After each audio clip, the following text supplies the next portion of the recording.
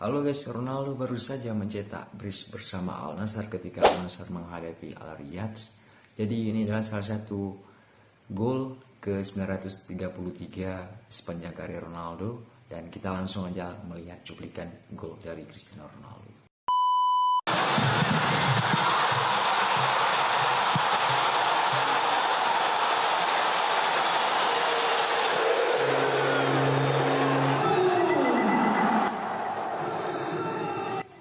Luar biasa guys, usia 40 tahun tapi masih bisa melakukan syuting seperti itu dengan gol yang sangat spektakuler di usia 40 tahun.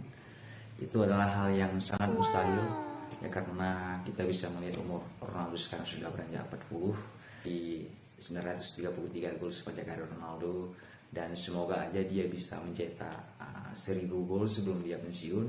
Oke guys semuanya, terima kasih. Sampai jumpa kembali. See you next time.